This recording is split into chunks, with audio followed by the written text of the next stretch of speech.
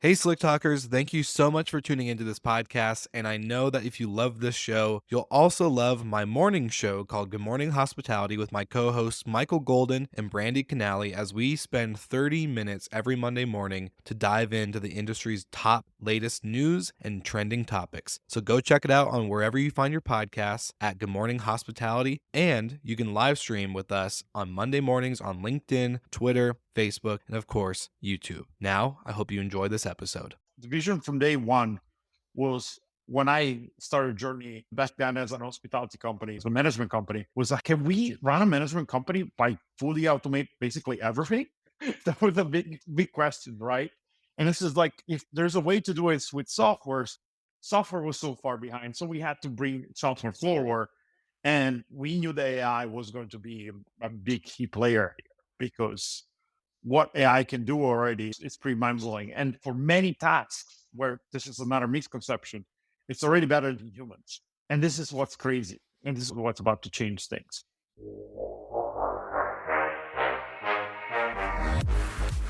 You're listening to Slick Talk, the hospitality podcast, a podcast for those who are in and around the hospitality industry who love, live, and breathe what they do.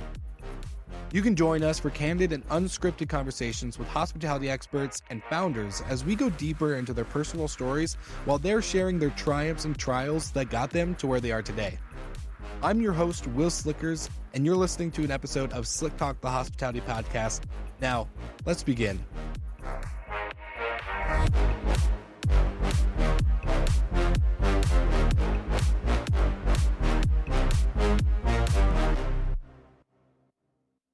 All right, Nathan, welcome back to A Minute with Minute on Slick Talk. And we're going to jump into the question today of what is the biggest misunderstanding when it comes to what Minute does and doesn't do?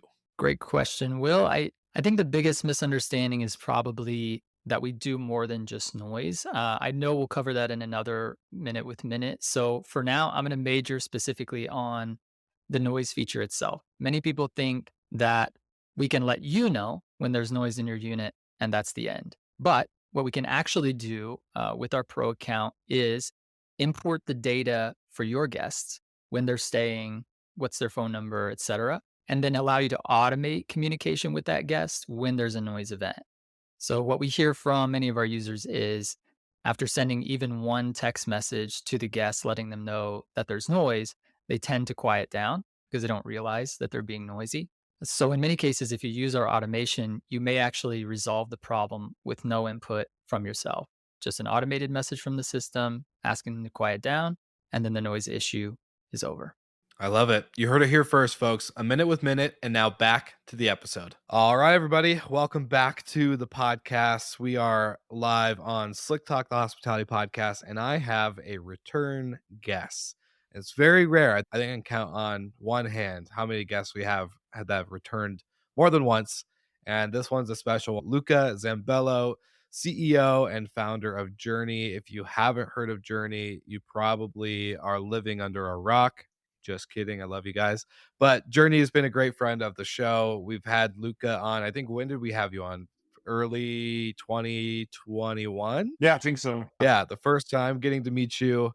And for any listeners that haven't heard your first episode, we'll link it in the show notes to make sure they're able to go backwards and to hear the true foundation and story of what you guys have built.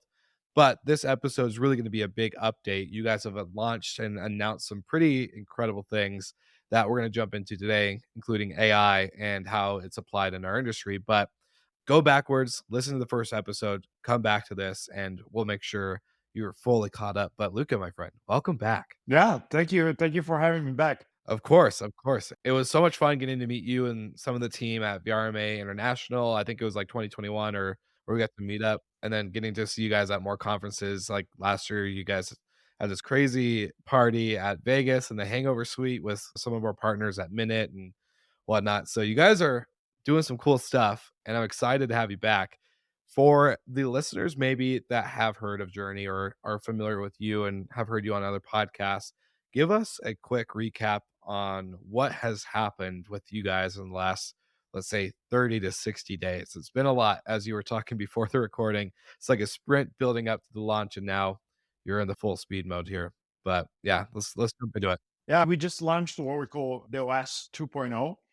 And alongside with it, basically, I think industry first free PMS with the direct connectivity with Airbnb and a big AI component that is built on top of it. So connection with GPT-4 and a bunch of tools that they came with it and that were releasing fully for free.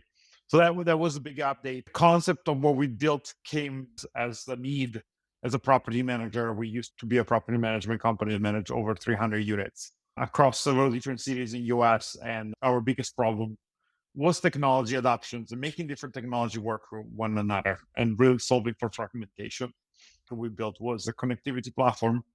And in order to make that connectivity platform work properly, we had to build our own PMS. And so then with the big 2.0 release, we decided to make that for free alongside with all those AI components. So a lot. A lot, especially so being a property manager is one thing, and it's a hard job. We all know it's hard. Everyone who is a property manager today, whether they have one or 100, 1,000 properties, no, it's not easy.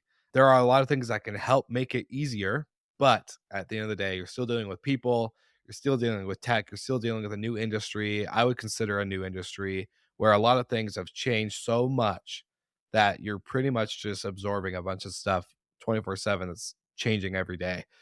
And then on top of it, now you guys realize that was a huge problem.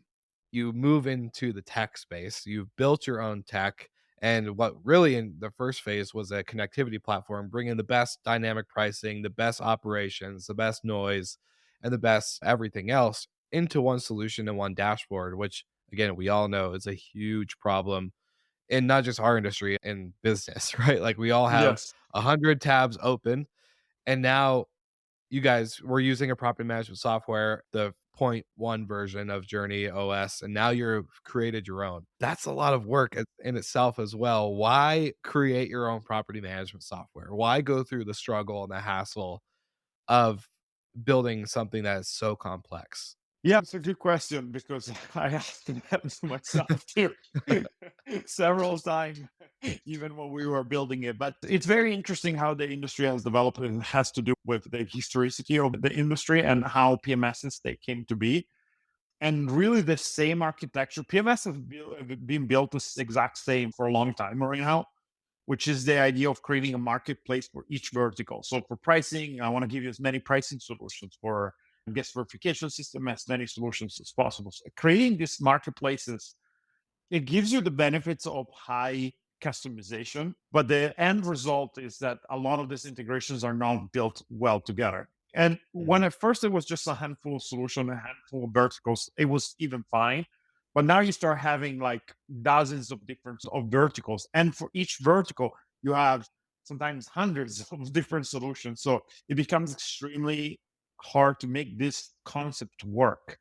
And the new way that we thought about it, and if you look at any like large scale management companies, in the end of the day, they choose one vendor and they try to go as deep as possible with a specific vendor. And even if they utilize an existing PMS, they have to create this custom integrations with these vendors on top of it, with the pricing software, with the cleaning management app. They have to create this custom API connection on their own. So we're like, why is nobody ever taking the task of creating a system that works as a single unit, as a single system? And that's exactly how the connectivity platform concept came to be. But the problem is when you do it on top of a third-party PMS that was built not to do that, but to have a marketplace, is never going to work as well as like creating something from scratch that is meant to be doing that. Yeah, that is the reason why the obsession of having this vertically integrated platform, this seamless and super streamlined product that is a one-click process. Like anybody is a host, and if they have the experience of just the onboarding, one of like incredible challenges just to do going through the onboarding process. The system we just launched, now it's a one-click process. So we took it from a 45 days onboarding process to a one-click. You go on the platform, you click, you sync your Airbnb accounts, all your reservations are imported. Every single setting is imported. And this didn't exist until now. And the reason why we can do that is because of we built this vertically integrated system. And the idea is to do the exact same thing with pricing. So one click, you sync all your pricing and clean management system, the same exact thing. It's a one click and you can sync all of that. And same thing for IoT devices, like connecting the lock. It should be one or two step process maximum. Instead, in the space that we're used to, you have to go through weeks or months of research and then weeks and months of implementations for each service, which is absolutely insane. So we wanted to change that. So you guys are betting on going not a mile wide, but a mile deep. And I think a mile deep with all these vendors is super smart. What has been immediately I know we talked about this a little bit yesterday. For anyone listening, this actually isn't yesterday, it's a week later, but you were on Good Morning Hospitality, our morning show, and now this episode is out a little bit later, but we're talking about a lot of people I'm sure probably don't understand the difficulties of one, building your own tech, two, being a connectivity partner with tech, but three, the a lot of people might think building with one partner in pricing, one partner in screening, one partner in this could be very limiting. For your guys' perspective, why is it the exact opposite and actually more powerful to only work with the best of the best or what you've considered the best and just having an all-in-one solution for operators rather than letting them pick and choose? It's a great question. But if you look at every single industry, in the end of the day, whoever came and simplified everything Yeah. without any compromise on the end product won. And so I think that's something important to consider. And in the end of the day, if you look like in a way, like I always like to use Apple as an example, but if you look Yeah. at MacBook Pro, there's no compromise. There's tiny bit of compromisation on the non-customization, but in the end of the day, what a user really needs, the end use remains the same, but if anything, got a lot more efficient and a lot more streamlined with a lot less bugs in between and became a better product. Actually, people are willing to pay more for things so they are more reliable, easily accessible. And so that's building a vertically integrated system is going to allow you, and it's not 100% there with everything, meaning, of course, like there's going to still be things that you're going to have to implement a little bit, and it takes maybe 2 to 3 days to sync with your pricing, but this is something that in a month is not going to be like that. Airbnb is already a one click, right? The cleaning management app is already going to be one click. So what it means is that we are allowed to go there in a place where nobody was able to go before, and you could come and become a host and know nothing about different type of technologies and be able to have a better full tech stack than most hosts that are out there in minutes versus years. Right now, it takes to know how to make all the systems work well together and to be able to use them all and manage them all. And plus all the resources that you need in order to run them. It's absolutely insane. That's our vision. I love that. And I want to kind of reference something that we discussed, let's see, a couple weeks ago on another show. And it was a lot of people in this industry get into it for the sake of hospitality and taking care of people and creating experiences, or the lifestyle side of creating financial freedom and creating assets and cash flow for retirement, for their future generations, whatever it might be. There's all these certain types of goals and missions that everyone has within this industry. And I think a lot of people get into it with the expectation it's going to be great. I'm going to be like taking care of people and it's going to be so much fun. I'm going to have all this time. But then as they scale to a certain number, whether it's I need 10 luxury homes in order to achieve this, or I need 100 apartments to achieve this, or whatever their kind of scale or business plan is, they have a certain goal in mind. And then they get into it and they realize, wow, I thought I was getting into the hospitality business, but really I feel like I'm in the tech business because I'm having to learn so many pieces of software and technology and hardware in order to just operate day to day. I'm not even talking to my guests anymore. I'm more busy working on my dynamic pricing than I am creating special moments or making sure that my guests have everything they need inside the home than I expected. So with an all-in-one solution, the way you guys have approached it with one click, Amazon is always a great example of one click. I do swipe and buy all the time where it's easy. They have my address, they have my credit card, and it's done. With you guys now going this route and really seeing how, from an operator's perspective, from your days as operating as well, how do you guys see this impacting the host or the property management company or operator that really does want to execute on high end hospitality without having to become a tech expert in all these different verticals? Do you guys see that all in one solution making that curve or that learning curve shorter and easier? Yeah, and I think it's another great question because it's actually one of the motivations that we had in the very, very beginning. Because I was like, when we were a management company, I realized I was spending majority of my time on the technology side, actually. So you're Mm, making a great point because it was a big pain point for me. It must be very much the same for the rest of the industry. And so you kind of have two buckets in the industry. The ones that they just go full in, but then they are like kind of, okay, I'm spending way too much time in doing this, or people that just don't want to complicate their lives with just even getting inside of the technology side. So there's still a massive chunk of the market that is very well aware of technology solutions, but they're not adopting them because they see the obstacle too overwhelming. The barrier to entry is way too high still. And even at conferences, when I think one of them we are even together, VRMA, when a question yeah. we ask how many tech solutions you're using, and it's 2 to 3, maybe 4, the majority of hosts when they should be using about a dozen, but they can't because it's so difficult to make them all work well together. So this is a pain point, like from so many different angles that you're looking. It doesn't matter for where you're looking them from. In the end of the day, technology is a big limitations in our industry. And I think it's a big limitations in scalability, in focusing on the gas and focusing on what's important, focusing on hospitality in the first place, like you said. 100%. And it's just actually fine. I'm just writing down on my notes here. We were on that panel kind of discussion together at VRMA last year with Brandy, Andrew Kitchell, and Ella Medivorsky from AutoHost. And, that was an interesting result when we asked that question. How many of you use at least one piece of technology? Pretty much everyone's hand went up. How many of you use two to three? Couple of more hands went up. How many of you use 5 or more? And it was like slowly the hands started going down. And it's like, how many of you have 7 or more softwares? And it was like 2 people. Obviously, it is all determined on size.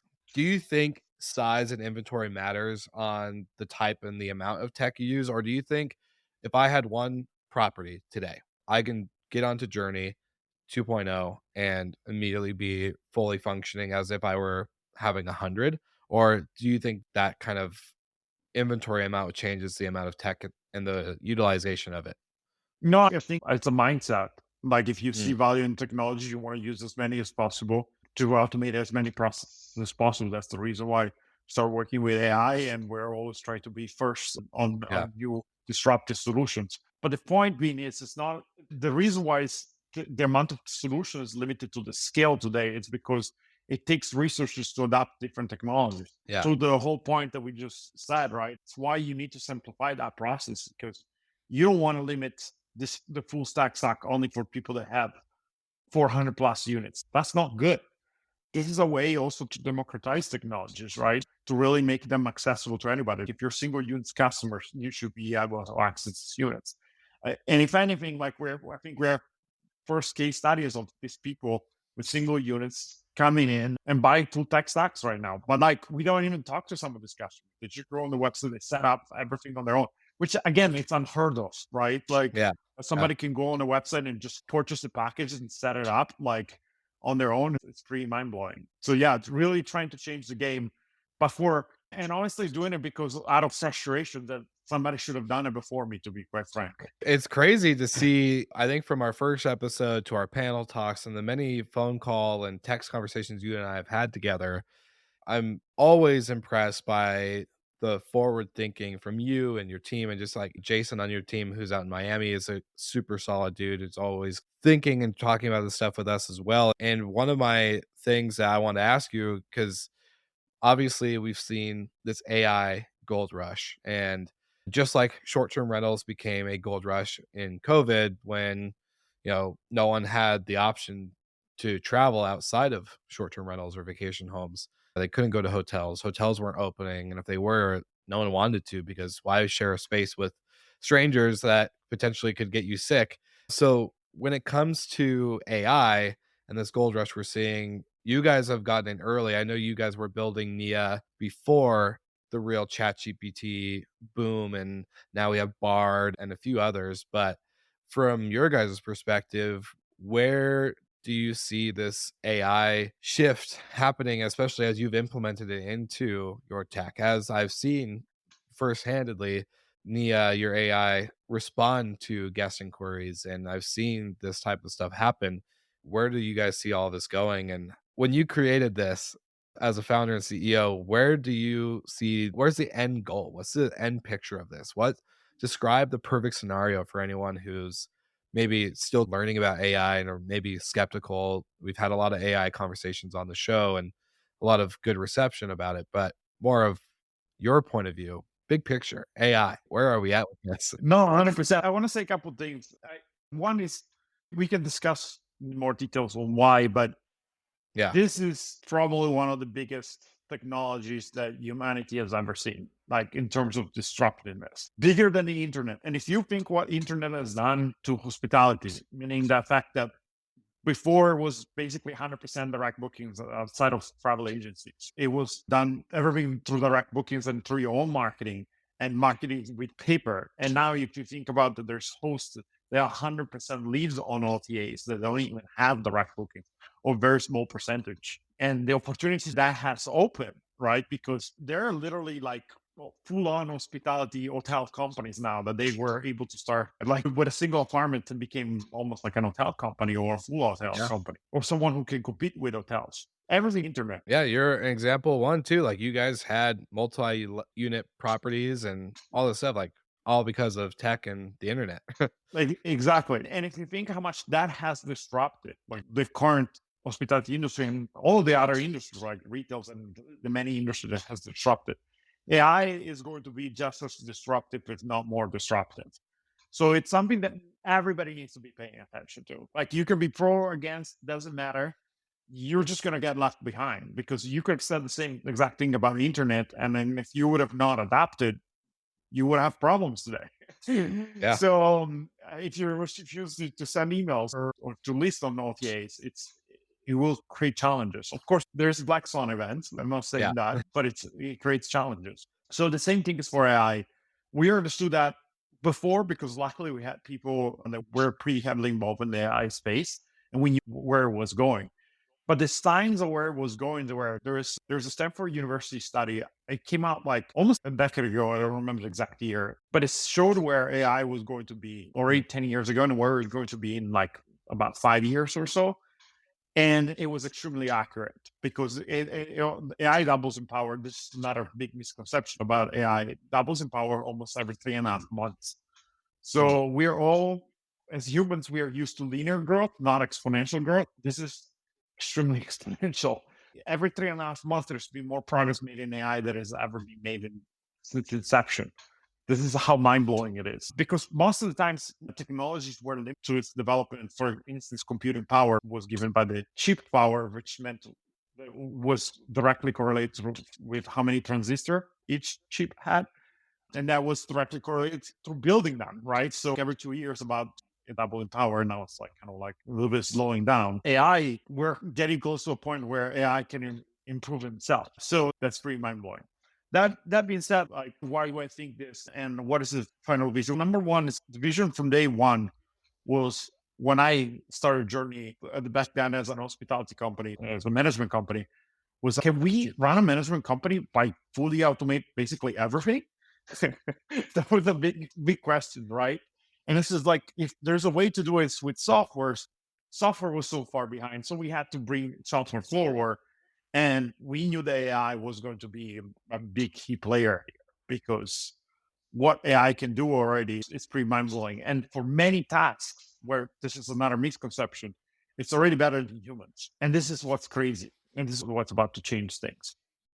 All right, Slick Talkers, now for another dynamic sponsored duo of the podcast. I would love to introduce you to Vintori and Safely. About Vintori, we've had Brooke Flotz on the podcast, who is a founder, multiple times, and him and his team know numbers. They know data and they know marketing. They know how to help property managers just like you scale and grow their business by adding more inventory, aka more homes, into your rental program that drive the bottom line. For all of you listeners that want to learn how to scale and grow your inventory, you can get a free digital copy of Brooke's book called From Zero to 500 Properties in 5 Years. And for an added bonus, if you would do a demo of the Vintori platform, you'll get a $50 gift card to Amazon. Now that's a sick deal. And now to touch on our friends at safely.com. Safely.com helps property managers just like you and I protecting the homes that they manage from structural damage to content damage and, of course, bodily injury. This means plates, linens, cups, couches, tables, curtains, walls, and, of course, your guests themselves are protected. And this helps you by scaling your company in order to ensure that you are retaining owners and inventory in your program. If anything is broken or if anyone is hurt, you are able to make a claim through Safely, and within 3 business days, you can get instantly paid out to replace any items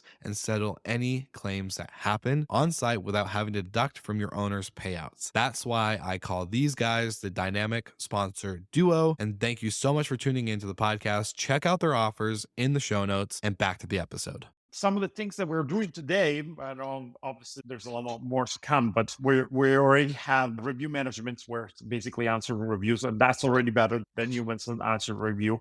We do sentiment analysis of all reviews, so you're able to, at a glance, look at entirely of all your reviews and see what's the most positive keywords and most negative keywords and what people are saying. And we're able to customize answers for each reviews based on the sentiment analysis of that specific review. So it gives you best reviews answer in the most diplomatic way. We're talking about like eliminating the human emotion component out of that. Yeah. And that's something that is very hard to do when you're answering your reviews because they're oftentimes attacking your place, but you're not answering to them when you're answering these reviews. You're answering what other people are saying. Listing optimizations, listing descriptions, and then the biggest one I think is guest communication, where it can give you 3 different formats, actually 4 different formats. One is pre-populated answers, or you can manually generate an answer, or you can go in fully autonomous mode, where it immediately sends an answer, or it will answer within 5 minutes, but just to make sure you're not missing a message again. But then there's a whole customization side of things where you can literally customize it per property, per guest. You could write notes on that specific guest so it will remind in the future. You can say, hey, if this guest complains about anything else, just give it a refund. And it's going to do that. So there's so much of that. On the auto response, this is beta. This is like the earlier stage of the AI. It's one of the latest things we just released. So still some improvement to do, but the rate of improvements is what's scary. Yeah, and this might be a hot take for any listeners, but if you're thinking about ChatGPT or Bard, what AI is better? In my opinion, so far, I played with both. I'm not the biggest fan of Bard. I have seen a lot of inaccuracy. It wasn't that mind blowing. I was actually disappointed because I'm a big fan of Google. But playing with ChatGPT, seeing that and how it's gotten so insanely good. The first time playing with it, I was like, whatever, okay, cool. It can generate me like a social media post or a blog or whatever. But now it's like I've actually written full on business plans and legit financial projections and underwriting, and it's been verified. Like we've gone through it, and oh my gosh, it's not just making up stuff, it's legit doing it. And so getting to see that applied to what you guys are doing with Journey and how not only do we have this tech connectivity integration platform and unified system, now I think a lot of people might get turned off when they hear fully automated property management company. Like, oh, there's no hospitality. Where's the humans? And I agree. Where are the humans? But my thinking is if we can fully take care, we don't really talk to our guests at our management company. Our guests pretty much get everything they should ever need or want. And if there's ever really like it's an emergency or something like that's when we really jump in.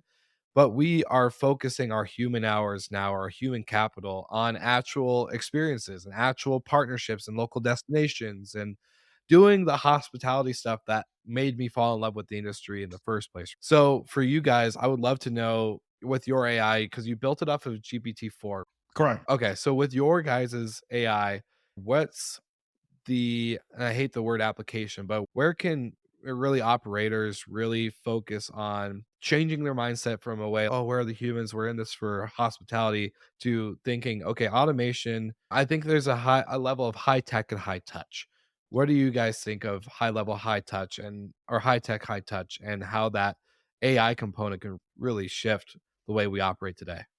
I can give you pretty good industry insights. I've lived on AirDNA for a long time. I bought raw data from that. Like I was one of the few consumers like just buying raw data, doing my own analysis on it. building our own tools on top of it to really analyze each market before going to the market and see what performs and what doesn't. And I can tell you one thing, the reason why Airbnb is so big is because they sell experiences, and experiences are made by humans, right? You can use the AI to enhance. And this is like also another important component. The AI is what's amazing is that as of right now is an enhancer or whatever you want to do.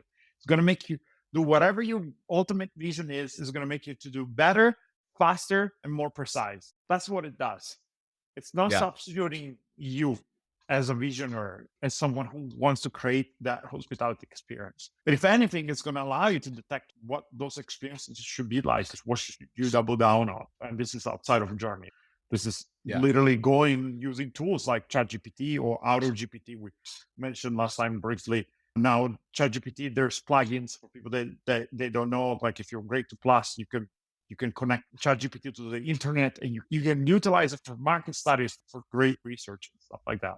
But at the same time, if you're not so busy dealing with when they say don't work in your business but on your business, and this is exactly what the technologies are going to allow you to do, right? They're going to allow you to take a step back, not be involved in the grindy day-to-day things that don't really bring any value to anybody at the end of the day, and then focus on big pictures of things. What makes you different? Like, how can you be different than other people? How can you create this custom experience? I remember like looking manually also to tons of AirDNA data. And if you look, the biggest common thread out of all this different solution was the fact out of every PM that was outperforming the market, or every property was outperforming the market, was the people that created this awesome custom experience. The tree house in Florence, which cost 100 grand to build, was making 150 grand a year in revenue. Much better than an apartment that was like in downtown Florence. It probably cost $1 million. That's the stuff I think in the end of the day, anybody comes and becomes a host, it's an entrepreneur.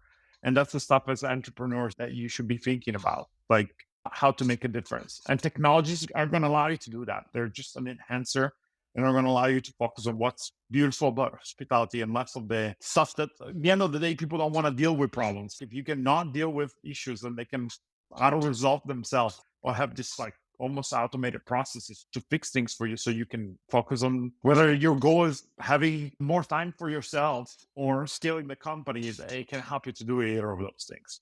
Yeah. And we saw a huge exodus, especially in the hotel side, of staff. And whether it was front desk agents to housekeeping to maintenance to restaurant staff, valet staff, bell staff, all these staff members that were just so tired. One, because of all the manual processes that have to happen or had to happen in order for a hotel to function, when a lot of it could have been automated and streamlined through tech.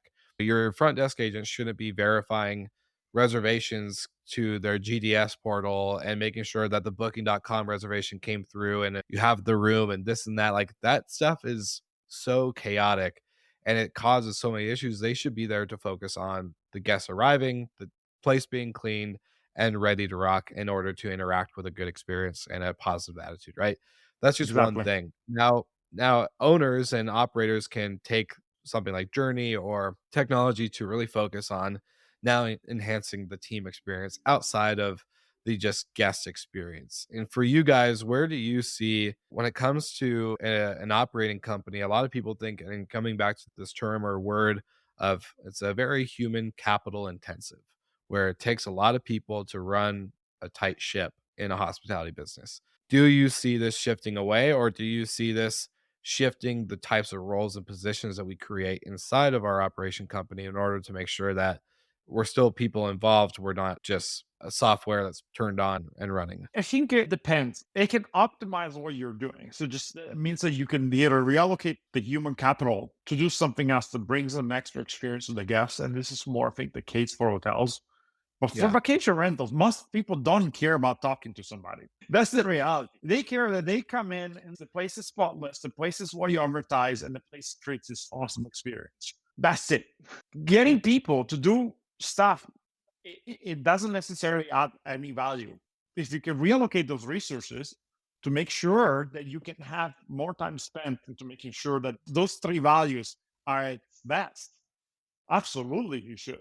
I'm not advocating let's all run hospitality companies. Just saying that the resources are invested in the wrong place just because that we don't have solutions for those things, and we have shortage of staff for those type of jobs. They're not so fulfilling. We humans are made to do fulfilling stuff, not robot stuff. We're not good at it. We're actually really not, and it's not fulfilling. Yeah, no, you're 100% right. And it's funny, you and I were talking about just entrepreneur life right before this recording. And going into shout out to Steve Trover at Better Talent. I'm always, after being introduced to the book Rocket Fuel, being a visionary versus an integrator, I'm definitely a visionary and I'm not an integrator. I actually suck at operating my company in the sense of making sure the mundane, repetitive tasks are done Yeah. or at least set up and created for systemization. And it takes a real special human, but even the integrators aren't 100% integrators, right? They still sometimes get caught up in the vision and the dream and the passion and the fulfillment, right? And I think fulfillment is super maybe not underestimated, but it's something I think that during COVID and when the pandemic happened, a lot of us started evaluating our lives a lot more when it came to, am I doing something that fulfills me? Am I doing something that I'm actually passionate about? Or am I just collecting a paycheck because growing up, I was told to graduate high school, go to college, buy a house, start a family, and work a 9 to 5 and be good. But fulfillment is in so many different shapes and forms. And I think you're 100% right. Technology is going to help us be more fulfilled if we use it. But I want to ask you the question, and this will go into our episode that we had on Good Morning Hospitality with Brandy and Michael. Michael got to ask the final question, wrapping up the episode of, is AI going to take over the world? And give or take where you land, you could have a different opinion or different answer. But how do you see, because it is learning so fast, it's learning from itself. The more we all use it, the more data it's collecting in order to do better and grow on top of all the other data points that it collects. And for you, is there a limit with AI and its capabilities? Or I don't know. You're the AI expert in my opinion. So I want to get your AI expertise brought into from the potential to where's that fine line? Definitely. Yeah, it's a bit of controversial topic because there's always the risk if you're not doing it, somebody else will. Yeah. So it's like from a standpoint of should we do or should we not? If we as US don't do it, Mhm. another country is going to. Who's better to have it? I'm not sharing your opinion on who's better to have it, but I'm just saying if I can choose, if I can be the one having it or not, I probably choose to be the one who has it. Because AI, although like I mentioned, Good Morning Hospitality, AI at the end of the day is a tool. And how Mhm. we decide to utilize the tools, it's up to humanity in the end of the day. And you can use a gun to police people or you can use a gun to commit a crime. This is Yes. very similar. But it's also the same with AI. You're going to be able to use AI to police, meaning like as AI becomes more powerful, you can also protect yourself with AI. You can create the counterpart of it. It sounds like a lot like Terminator, right? Like you have the good one and the bad one. But and obviously, this is you might see on creating this far-fetched futures. I think we're a bit away from having to be worried about anything. But in the end of the day, I think the most important thing is the intention that is behind of the tool that is being built. Sure. That's what's going to create, if it's going to create issues, that's where the issues are going to be created. And so just like with the internet, there's a new type of fraud that is starting existing. Mhm. Very much this is going to be a tool and people are going to use it for better and bad things at the same time. I don't think that should be a reason to shy away from the technology. And again, I don't think we have a choice. Because again, it's either us or it's gonna be somebody else. And maybe that somebody else doesn't have as good intention as we do. The first thing that comes to mind is the classic Spider-Man saying, with great power comes great responsibility. Absolutely. Yeah, I think we're definitely in that boat. So I'm on the side of you. I think it's probably better we have it than not. There's so many things, and it really, I hate how cheesy this saying has become when it comes to AI, but it's like AI is not going to replace humans. Humans that know how to use AI better will replace humans. And I think it's more of this is a great opportunity for operators and us as a society in general, whether you're in vacation rentals, hospitality, hotels, or whatever, this is a great opportunity for us to level up and to bring in, I think, a new way of being able to apply ourselves. And again, going back to the value conversation and fulfillment, finding ways to really make that a reality. because especially during the pandemic, I know I've referenced it many times in this episode, but a lot of people struggle with mental health and just all this other stuff and loneliness. It's like I saw a crazy stat the other day through, I don't remember if it was Edison Research or another company that does all these data deep dives, but we are in this current year, the humans are feeling more lonely than ever. And that's a crazy thing to think about with how connected we are, right? Like you and I are in completely different sides of the country, or maybe not sides, but different parts of the country, being able to have these conversations in on demand anytime we decide we want to pick up the phone or text or whatever. So it's just crazy to think about. And I know I'm rambling, but it's just there's a lot of kind of unknowns and untapped potential, I think, with where you guys have really brought in AI to become, from what my perspective, probably one of the first ones in the industry to really fully adopt this new and not gold rush type mentality, but an actual application. It's not just, hey, use ChatGPT and blah blah blah blah blah, write your listings. It's no, this use this to empower your operations. So it's been really crazy to watch, to say the least. And I know that was a whole ramble, but No, but you're absolutely right. Could not agree more. yeah. For any of the listeners and potential live viewers on this episode today, Luca, for I know we've asked this on Good Morning Hospitality, and I usually ask this with every guest, but obviously we're gonna link everything in the show notes. But if you had one takeaway for any listener, if they didn't hear the last 43 minutes that we've been discussing, what would be the one thing you want them to take away from this conversation and use for their business moving forward?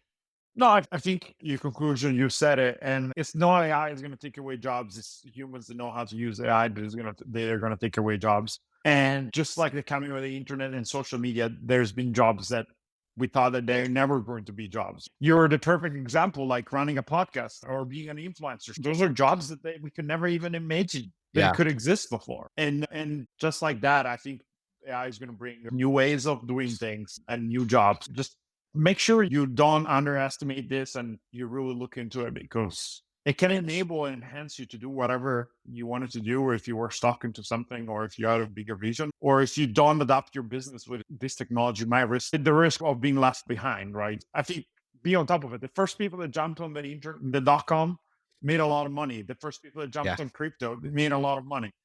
So this is a big trend that is going to happen. It's already happening, but we haven't seen a thing yet, I think, compared to Yeah. what's about to come. 100%. And this is something very unscripted and very tying into everything. I saw on TikTok recently, you did a video going through the Journey 2.0 OS dashboard and how AI has really shifted this tech space. And the response was wild. I saw so many people commenting, like, I think it was like a viral post of yours. Yeah, it went pretty viral. It was nuts. I was just scrolling aimlessly one night and just saw this pop up on my For You page. I was like, oh, wow.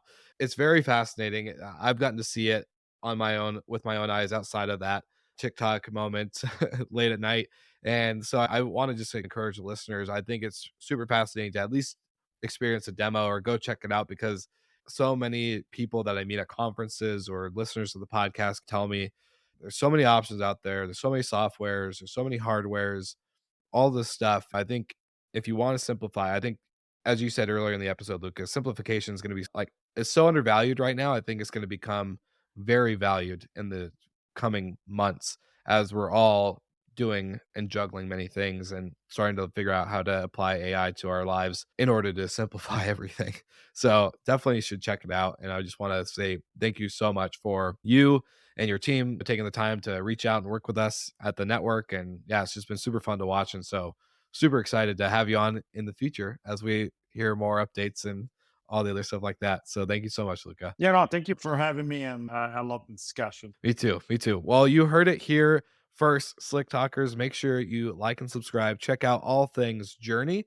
It'll be all linked in the show notes. And if you also see, I have linked Luca's first episode, his panel discussion episode with us on the VRMA discussion of tech and how to pick your tech stack.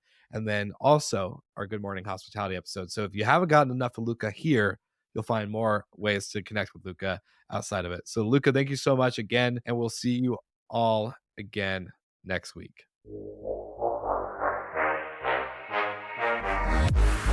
Thank you so much for listening, and thank you to our show partners for making Slick Talk, the hospitality podcast, possible. We hope you enjoyed the show, and we would love to connect with you outside of the podcast. So you can follow us on all of our social media channels for daily hospitality content, or find us on slicktalkthepodcast.com. And don't forget to rate, review, and subscribe so you never miss an episode. I'm your host, Will Slickers, and we will see you guys all again next week.